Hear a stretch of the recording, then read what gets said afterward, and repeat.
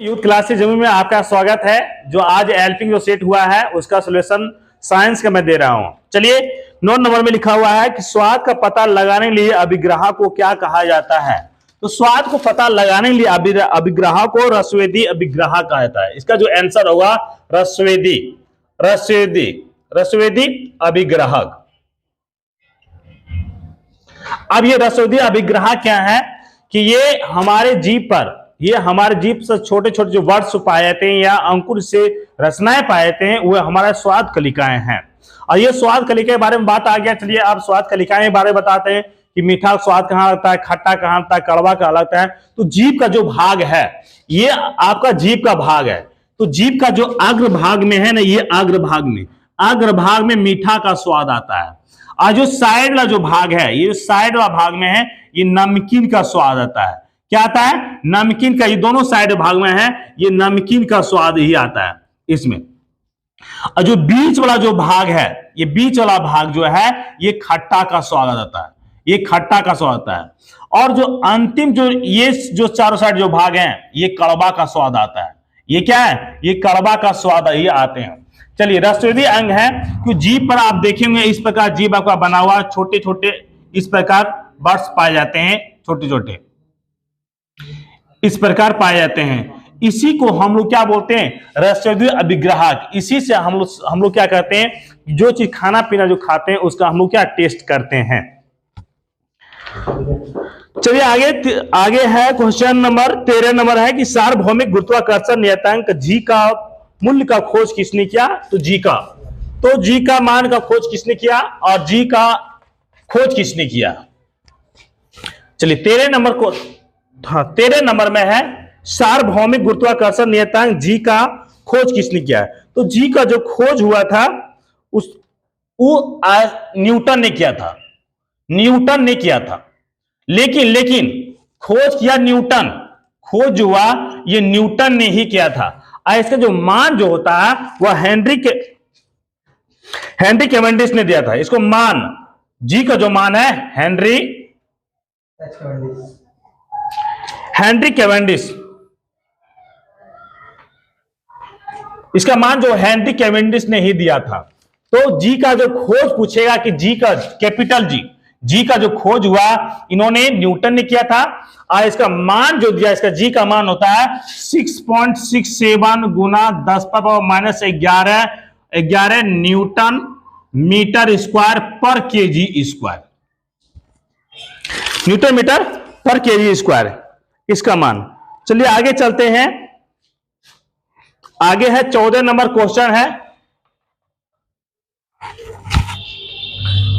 14 number कि कौन सा एक अम्ल का गुण नहीं है। तो इसमें ए नंबर लिखा हुआ अम्ल का स्वाद खट्टा होता है। तो हाँ, ये अम्ल का स्वाद क्या होता है? ये अम्ल क्या होते हैं? ये खट्टा होते हैं। ये अम्ल का जो स्वाद होता है ये खट्टा होता है, ये सही है।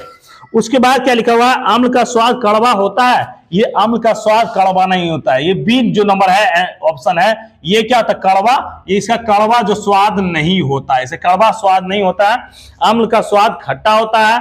अम्ल का स्वाद, उसको अम्ल का पीएच मान जो होता है, इसका पीएच मान जो होता है 7.7 से क्या होता है? कम।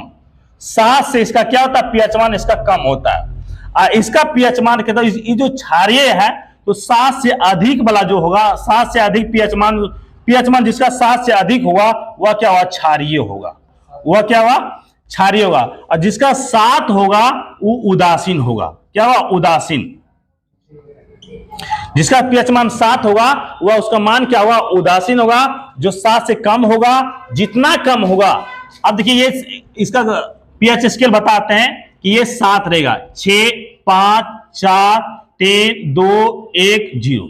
अब इधर 8, 9, 10, 11, 12, 13, 14 मैक्सिमम लेकर इतना चलते हैं। देखिए इसका जो है यहां से यहां ये उदासीन होगा, उदासीन वाला होगा पीएच मान। और जो इधर जैसे आते रहेगा तो पीएच मान का वैल्यू जो होगा वह बढ़ता जाएगा। क्या हुआ? इसका अम्लीय का वैल्यू क्या होगा? अम्लीयता बढ़ता है। अम्लता बढ़ता, जैसे इधर से 7 से इधर कम, जो ये कम होते जाएगा इसका अम्लता क्या हुआ? बढ़ता जाएगा। और ज्यों ज्यों अब इधर क्षारीयता जब बढ़ेगा तो क्षारीयता इधर 7, 8, 9, 10, 11 जैसे जाते जाएगा, ये क्षारीयता क्या हुआ, क्षारीय का जो मान जो होता है ये बढ़ता, क्षारीयता ये बढ़ता है। चलिए का आपका सॉल्यूशन मिलेगा, हर रोज मिलेगा, साइंस का मिलेगा, मैथ का मिलेगा, रीजनिंग का मिलेगा, और इससे आप जुड़िए, आपको जरूर फायदा होगा। आने वाला जो वैकेंसी है उसमें जरूर फायदा मिलेगा। चैनल को सब्सक्राइब एवं लाइक कीजिए। ये टेलीग्राम चैनल है, इस पर भी आप हमारा टेलीग्राम चैनल पर भी जुड़कर आपको जो प्रैक्टिस जो सेट दिया जा रहा है उसका भी आप घर बैठे भी बना सकते हैं, या तो भी रूम में भी आ सकते हैं। चलिए फिर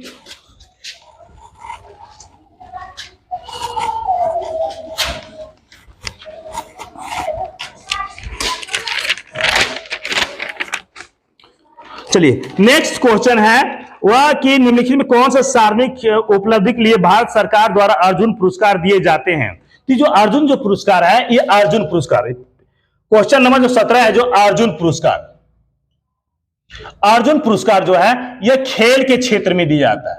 ये किस क्षेत्र में दिया जाता है, ये खेल के क्षेत्र में ही दिए जाते हैं। अब एक और उसमें आता है अर्थशास्त्र में, तो अर्थशास्त्र में नोबेल पुरस्कार दिए जाते हैं। कौन पुरस्कार, ये नोबेल पुरस्कार दिया जाता है। अमर्त्य सेन को नोबेल पुरस्कार दिया गया था। नोबेल पुरस्कार जो दिया गया था ये अमर्त्य सेन को, ये अर्थशास्त्र में जो है अमर्त्य सेन को ही नोबेल पुरस्कार दिया गया है। चलिए 18 नंबर क्वेश्चन चलते हैं। 18 नंबर में कि देश दिया हुआ की प्रक्रिया लोहे को जस्ता एक कोटिंग द्वारा संरक्षित किया जा सकता है, इसको हम क्या बोलते हैं, इसको हम क्या बोलते हैं, गैल्वेनाइजेशन बोलते हैं। तो गैल्वेनाइजेशन क्या होता है, जो गैल्वेनाइजेशन की देखिए लोहे पर लिख सकते हैं, इसके लोहे पर जिंक की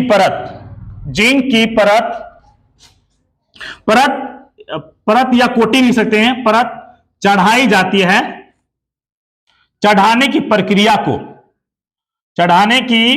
प्रक्रिया को गैल्वेनाइजेशन भी कहते हैं। गैल्वेनाइजेशन कहलाता है। ये क्या है, लोहे पर जिंक की जब परत जब चढ़ जाता है, इस प्रक्रिया को हम क्या बोलते हैं, गैल्वेनाइजेशन। अब इस प्रक्रिया को क्यों चढ़ाया जाता है, कि लोहे को जंग से बचाने के लिए। इस प्रक्रिया से क्या आता है, लोहे को जंग से बचाना। और क्या है, और इसको लोहे जंग से और कैसे बचाते, उसको पेंट करके भी बचाया जा सकता है, ग्रीस से उसको लगाकर बचाया जा सकता है। चलिए फिर नेक्स्ट क्वेश्चन में चलते हैं।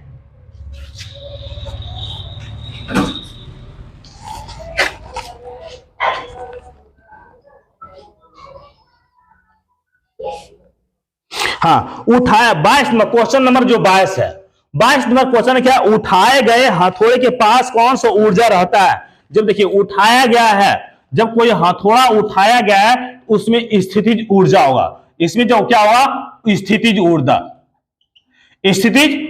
इसमें होगा, इसमें स्थितिज ऊर्जा होगा।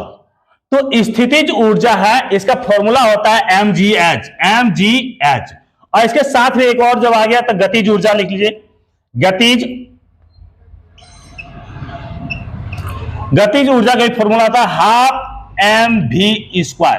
ये भी, इस पर भी एक क्वेश्चन जो आगे आने वाला है नेक्स्ट क्वेश्चन में, फिर देखेंगे कि गतिज ऊर्जा। तो इसमें जो उठा, अब कहां का स्थितिज ऊर्जा कहां का रहता है, तो चाबी भरी हुई चाबी में, घड़ी की जो चाबी भरी हुई रहती है उसमें, घड़ी की भरी हुई चाबी में होता है। और कहां, जो अब जो स्टोव जो पानी जो रखते हैं डैम में भी जो रुका हुआ पानी, उसमें भी क्या है, हमारा स्थितिज ऊर्जा है। और उठाए गए हथौड़ा है तो वो भी स्थितिज ऊर्जा, और जैसे इसको स्पीड करेंगे तो वह क्या, गतिज ऊर्जा में चले आएंगे।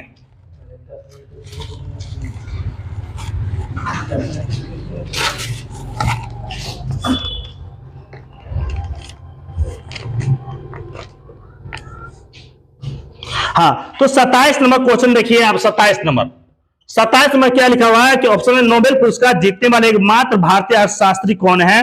तो यही जो एक 27 का आंसर इसका सी होगा, जो अमर्त्य सेन है। अभी अमर्त्य सेन के बारे में बताए थे आपको कि अमर्त्य सेन जो इसको नोबेल पुरस्कार मिला था, किस क्षेत्र में? ये अर्थशास्त्र के क्षेत्र में इसको नोबेल पुरस्कार दिया गया था।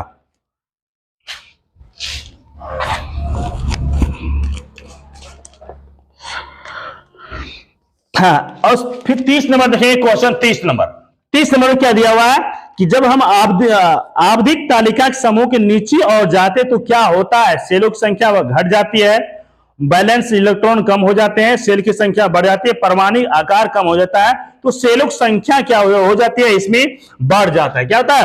इसमें सेलों की संख्या बढ़, जो हम ऊपर से नीचे के आएंगे तो क्या हुआ? सेलों की संख्या क्या हुआ? जैसे हाइड्रोजन है, फिर उसके बाद हाइड्रोजन, हीलियम, लिथियम जैसे से आएंगे, उसका सेलों की जो संख्या हुआ वह क्या हुआ? बढ़ता ही चला जाएगा। क्या हुआ? ये बढ़ता ही चला जाएगा। उसके बाद क्या?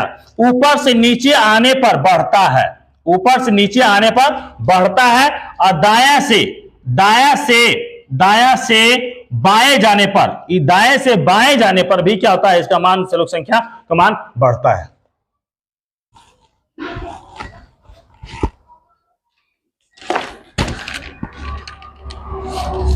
अब जो 33 नंबर क्वेश्चन है, 33 नंबर में है कि मानव नर में मूत्र और वीर्य के प्रवाह के लिए एक मार्ग होता है जिसे हम क्या कहते हैं? मूत्र मार्ग बोलते हैं। इसको क्या बोलता है? मूत्र मार्ग। इसका जो आंसर होगा आपका सी, मूत्र मार्ग। अब मूत्र मार्ग के बारे में थोड़ा सा पढ़ेंगे कि मूत्र मार्ग क्या होता है। देखिए, ये क्या है? ये आपका टेस्टिस है। ये क्या है? टेस्टिस है। टेस्टिस के ऊपर अधिवृष्ण रहते हैं, अधिवृष्ण, और इसके ऊपर एक जो नली, दोनों एक नली होती है, ये दोनों नली आपस में मिलकर एक शुक्रवाहिनी नलिका बनाते हैं। ये शुक्रवाहिनी नलिका यहां से क्या करते हैं? यहां जितने भी एस्पर्म हैं, ये क्या करते हैं? दोनों एस्पर्म ले जाके एक शुक्राशय ग्लैंड तक पहुंचाता है, और शुक्राशय ग्लैंड में एक चिपचिपा जो द्रव निकलता है वही एस्पर्म को जीवित रखता है। वह बार बार क्या करता है कि शुक्राशय ग्लैंड वहां बार बार एक गेट में का कार्य करता है कि कब इसको एस्पर्म को बाहर निकालना है, और उसको जीवन काल वही देता है। यदि शुक्राशय प्रोस्टेट ग्लैंड यहां नहीं रहता मौजूद, तो फिर क्या हुआ? इसका जो एस्पर्म है वही नली में ही इसका क्या डेड हो जाता है। चलिए, फिर बायोलॉजी में हम चैप्टर बाय चैप्टर लेकर आएंगे। जनन तंत्र में फिर उसमें बता देंगे आपको ज्यादा से।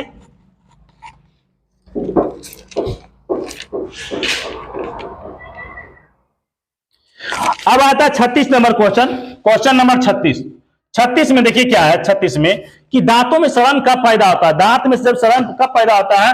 तो दांत में सड़न जब 5.5 से पीएच मान, जब लार का जब पीएच मान 5.5 से जब कम होने लगता है, तो ये क्या होता है? ये सड़न पैदा चालू करता है। ये क्या था? सड़न क्या था? सड़न शुरू हो जाता है। दांतों में क्या था? सड़न शुरू हो जाता है। अब ये सड़न क्यों शुरू हो जाते हैं? बच्चे देखते हैं अधिकतर क्या चॉकलेट्स को बोला तो नहीं खाने लिए। क्यों नहीं खाने लिए बोलता? कि वह अम्ल से अभी किसमें, तो वह जितने भी सुक्रोज हैं, जो मीठापन है, वह बैक्टीरिया उस पर क्या अम्लता उसको बनाता है, और अम्लता बनाता है तो जो हमारा दांत की जो सबसे ऊपरी जो परत होते हैं, जो दांत के जो सबसे जो ऊपरी जो परत होते हैं, ये एनामेल का जो परत बने रहते हैं। और एनामेल यदि परत क्या था? खत्म हुआ, और आपका दांत भी क्या हुआ? खत्म हुआ। लेकिन मानव शरीर में सबसे कठोरतम पदार्थ भी हमारा क्या? एनामेल है। क्या है? एनामल है। सबसे जो कठोरतम पदार्थ भी क्या है? हमारा एनामल है। ये किसका बना होता है? कैल्शियम और फॉस्फेट का बना होता है। ये क्या किसका बना होता है? कैल्शियम और फॉस्फेट का ये बना होता है।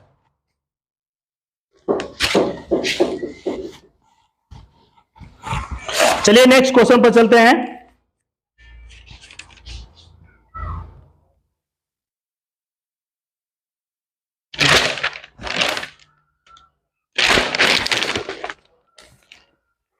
हाँ, 46 नंबर क्वेश्चन नंबर 46 देखेंगे कि इसमें दिया गया है कि निम्नलिखित में कौन सा एक एम्फोटेरिक ऑक्साइड है? एम्फोटेरिक ऑक्साइड को ही बोलते हैं उभयधर्मी ऑक्साइड। तो आप पढ़े होंगे कि एल्युमिनियम जो है, एल्युमिनियम जो ऑक्साइड है, ये जो एल्युमिनियम ऑक्साइड जो है, ये एम्फोटेरिक ऑक्साइड है, इसी को बोलते हैं उभयधर्मी ऑक्साइड। तो आपका 46 का जो इसका आंसर हुआ ए, एल्युमिनियम ऑक्साइड। ये क्या है? उभयधर्मी ऑक्साइड किसे कहा जाता है? दो धातु का भी गुण क्या हुआ?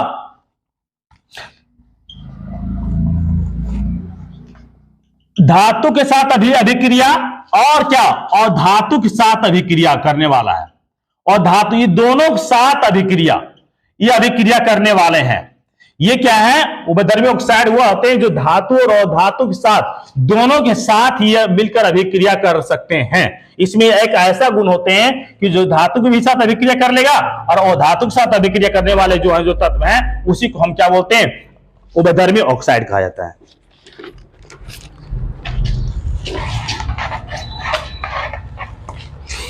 चलिए नेक्स्ट क्वेश्चन पर चलते हैं।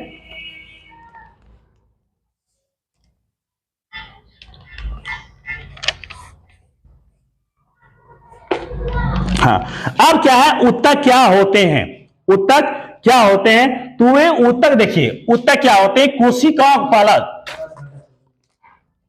61 नंबर। उत्तक जो है, उत्तक, तो उत्तक का अध्ययन होता है हिस्टोलॉजी। हिस्टोलॉजी, हिस्टोलॉजी, ये उत्तक जो अध्ययन जो है ये हिस्टोलॉजी है, अध्ययन हिस्टोलॉजी कहलाता है। और उत्तक बना कैसे? तो कोशिका के समूह से मिलकर बना। देखिए किससे मिलकर बना है? कोशिका से समूह से मिलकर बना उत्तक। और उत्तक के समूह से मिलकर क्या बना? अंग। और अंग के समूह से क्या मिलकर बना? अंगतंत्र। अंगतंत्र बना। और अंगतंत्र के समूह से क्या बना? एक मानव शरीर। एक मानव शरीर आपका बनके तैयार है। तो कोशिकाओं को हम समूह क्या बोलते हैं? उत्तक बोलते हैं। आपको उत्तक का परिभाषा ऐसे दे सकते हैं कि समान कोशिकाओं के रूप में समान कार्य करने वाली कोशिकाओं के समूह को हम क्या बोलते हैं? उत्तक बोलते हैं। तो इसका आंसर जो आपका हो जाएगा ऑप्शन नंबर, वे कोशिका जो मूल रूप से समान है परंतु दिखकर वे समान कार्य करते हैं, ये समान कार्य करते हैं। ये ऑप्शन नंबर ए इसका आंसर हो जाएगा।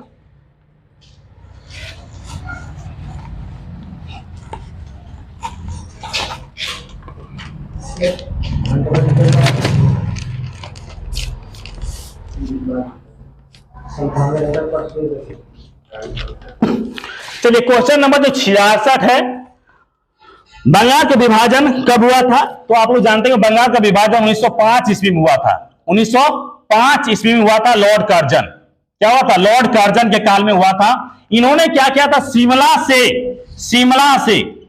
शिमला से क्या किया? आदेश दिया था। इन्होंने क्या किया था? शिमला से ही विभाजन का आदेश दिया था। और 1911 ईस्वी में इन्होंने क्या किया? फूट डालो वहां शासन करने नीति अपना रहा था और इसको मजबूर कर दिया बिहार से अलग करने में। क्या क्या? बिहार, बंगाल को बिहार से अलग कर दिया। बिहार से अलग कर दिया गया। तो इसका ऑप्शन नंबर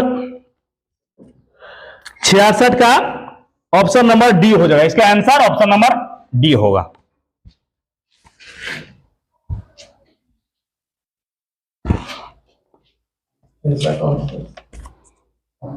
चलिए आगे। तो 67 नंबर देखेंगे। 67, तो 67 में क्या है कि एक प्रकार के अलैंगिक प्रजनन को पहचाने जिसमें जड़, तने और पत्तियां जैसे कुछ हिस्सों से माध्यम से प्रजनन अंग शामिल है, उसे हम क्या बोलते हैं? हम कायिक प्रबंधन बोलते हैं। उसे हम क्या बोलते हैं? ऑप्शन नंबर जो बी है वह कायिक प्रबंधन है। क्या है? कायिक प्रबंधन। ये अब कायिक प्रबंधन क्या होते हैं कि ये देखेंगे आप, एक आता पथरी का पौधा आता है, देखिए उसमें क्या है कि जड़, तना कहीं से भी उसका अंग अपने जैसा अंग विकसित करके और वह अपना जैसा ही अंग विकसित कर लेते हैं, उसी को हम क्या बोलते हैं? कायिक प्रबंधन बोलते हैं। तो इसका आंसर क्या होगा? इसका आंसर आपका बी ऑप्शन हो गया 67 का, कायिक प्रबंधन।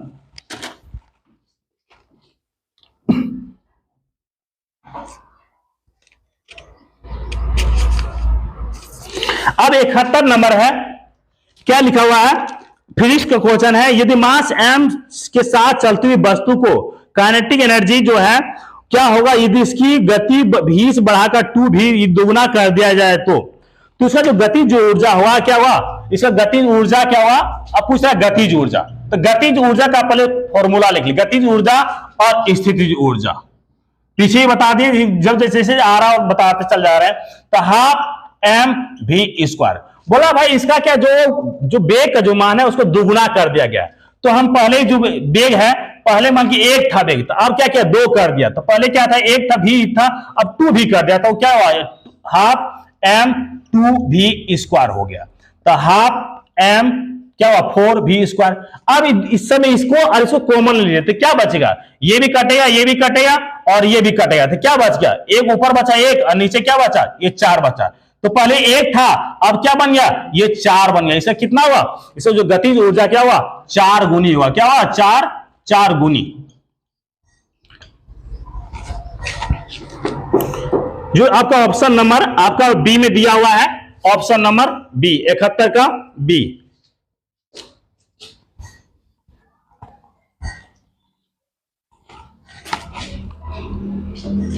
अब क्या दिया, यदि एक प्रतिरोध दुगना हो तो विद्युत धारा आधी हो जाती है। यह किसके कारण होता है, यह किसके कारण होता है? आप लोग जानते हैं कि I बराबर V बटा I होता है, I बराबर V बटा R भी होता है। तो एक ही फॉर्मूला आपको याद रखना है, क्या रखना है? एक ही फॉर्मूला। या तो R बराबर V बटा I भी लिख सकते हैं, इसको R बराबर V बटा I भी लिख सकते हैं। यहीं से यही फॉर्मूला बना है। यदि प्रतिरोध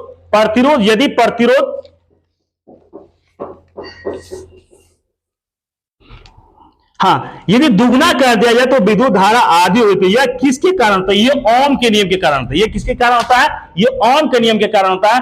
यदि मान चलिए एक एग्जांपल हम देते हैं, ये प्रतिरोध क्या है, मान के 20 एम्पियर हमारा क्या करंट है, वोल्टेज 220 है, और हम क्या 11 ओम का हम प्रतिरोध लगा दिए। क्या लगा दिए? 11 ओम का प्रतिरोध लगा दिए। तो 11 गुना 22 कर दिए, कितना? 20। ये 20 कट दिया, क्या हुआ? 1 आया। अब क्या किया? प्रतिरोध अब इसका दुगना कर दीजिए। क्या कहिए? दुगना। धारा वही रहेगा, वोल्टेज वही रहेगा।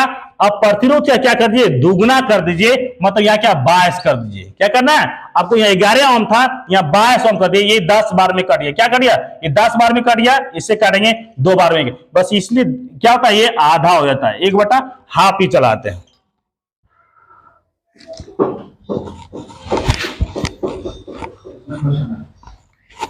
लास्ट ही क्वेश्चन बचा हुआ है, लास्ट ही हो गया। चलिए दोस्तों, ये चैनल यदि ये सॉल्यूशन अच्छा लगे तो लाइक एंड सब्सक्राइब कीजिए। इसी तरह हम रोज सॉल्यूशन लेके आते रहेंगे, साइंस एंड एसटीसी जीके का लेके आएंगे। और ये हमारा टेलीग्राम चैनल है यूथ क्लासेस जम्मू के नाम से, जो इस पर भी आप टेलीग्राम पर भी जुड़ सकते हैं। और अभी फिलहाल जो चल रहा है सेट, एलपी चल रहा है, दरोगा चल रहा है और डीएलएड, तीनों सेट बारी बारी से हम लोग चलाते आ रहे हैं, और उसका रोज सोल्यूशन आपको दिया जाएगा। Thank you. जय हिंद, जय भारत।